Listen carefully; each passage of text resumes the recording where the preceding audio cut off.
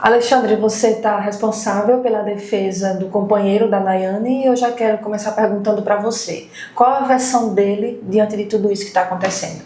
Olha, Laura, antes de tudo, eu quero agradecer ao Portal Zona 10 pela oportunidade do contraponto, principalmente no momento em que a gente está vendo um linchamento moral e um verdadeiro julgamento pelo tribunal da internet, no qual o Jonas está sendo perseguido de todas as formas. Com relação à questão da versão que ele deu, o Jonas esclareceu aquilo que deveria ser esclarecido. Foi colaborativo com a autoridade policial, tratou de relatar toda a dinâmica do casal, desde a manhã do sábado até a manhã do domingo, onde encontrou a Nayane morta, e eu não tenho dúvidas de que tudo o que ele disse vai ajudar no bom esclarecimento e deslinde desse feito. Alexandre, a família o acusa de não querer fornecer os documentos da Nayane. Qual a justificativa que ele deu em relação a isso? Olha, existe uma máxima no direito que, na verdade, é texto de lei que diz que a ninguém é dado o direito de escusar-se ao cumprimento da lei sob pena de desconhecê-la. Mas o Jonas não conhecia a obrigação que tinha de apresentar a guia amarela, que é a declaração de óbito, no cemitério para promover o sepultamento.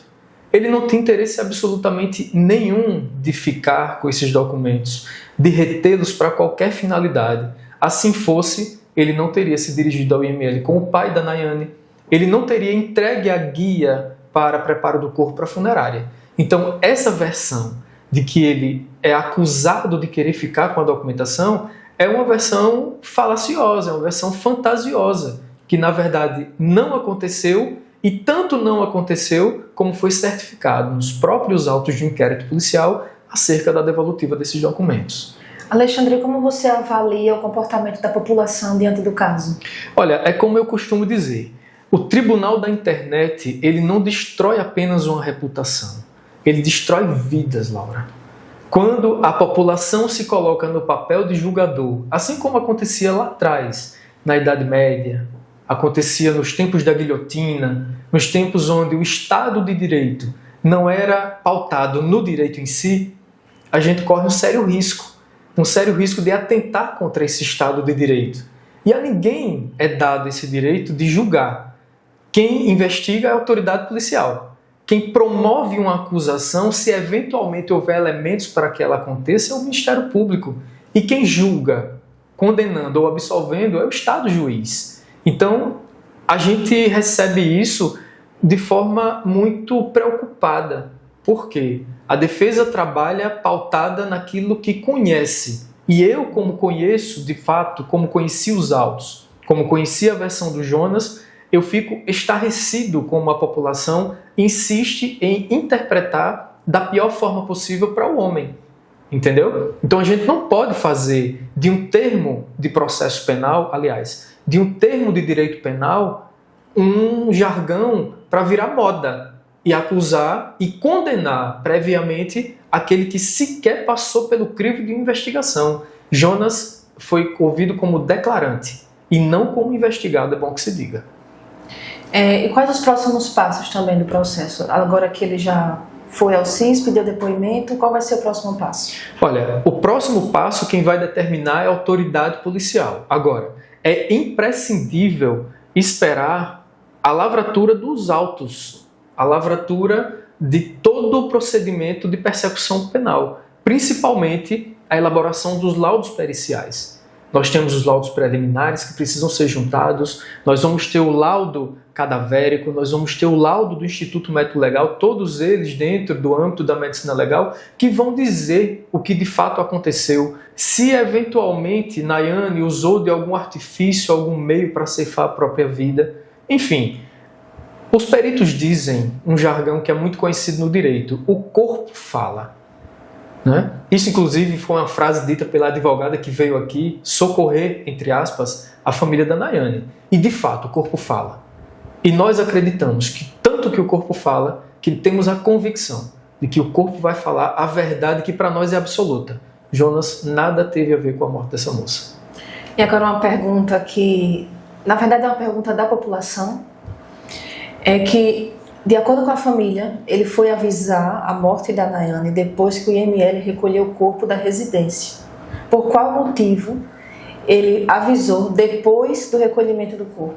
Olha, isso aí foi objeto de escuta pelo delegado. O Jonas foi ouvido e esclareceu esse fato. Inicialmente, quando ele tomou conhecimento, ele tratou de procurar uma madrinha, tia da Nayane, que prontamente entraram em contato com o pai da Nayane e daí adotaram os procedimentos cabíveis para locomover-se até o IML para fazer a liberação do corpo e fazer os procedimentos legais. Tá? O motivo pelo qual ele deixou para informar a família, diga-se mãe e irmã de Nayane, compete a ele dizer, e ele esclareceu isso nos autos de inquérito policial na sua oitiva. Como eu tenho a impressão, e pode ser que aconteça, desse caso vir a ser colocado sob sigilo, é importante que certas informações sejam deixadas lá nos autos de inquérito, no caderno processual, até para a gente não atrapalhar com ilações, como vem sendo feito, as investigações. A gente não pode se colocar no papel de ser um vetor da decisão que o delegado vai tomar lá na frente no seu relatório. A gente tem que se comportar no processo penal, e é o que infelizmente nós não temos visto, principalmente em casos de repercussão, como colaboradores. O advogado criminalista ele precisa colaborar, como nós estamos fazendo. E como é que nós colaboramos? Entregando às autoridades policiais todas as informações necessárias. Tudo aquilo que pode levar à compreensão do delegado sobre o indiciamento ou não indiciamento, que é o que nós acreditamos que vai acontecer, do Jonas. Para você ter uma ideia, foi entregue o celular de Nayane. No celular de Nayane consta lá o aplicativo de todas as câmeras da casa do casal. Se Jonas tivesse algo a esconder, ele destruiria esse celular. Isso é um ponto importantíssimo que precisa ser observado. Então, para a população, e aqui fechando a resposta com a sua pergunta, fica o apelo. Não façam julgamento sem ter conhecimento de causa. Aquele que julga, aponta o dedo, sem conhecer o que de fato aconteceu e o que está por vir, está cometendo um grande erro, uma grande injustiça e condenando no tribunal pífio, péssimo da internet, uma pessoa que com certeza é inocente. Foi importante você falar das câmeras de segurança porque a população tem enfatizado muito esse detalhe. Então essas imagens já estão na posse do delegado e já estão sendo analisadas? Essas imagens constam no aplicativo das câmeras, que está no celular de Nayane. No momento oportuno, evidentemente, a autoridade policial vai ter o acesso e vai conhecer o que é que aquele material dispõe.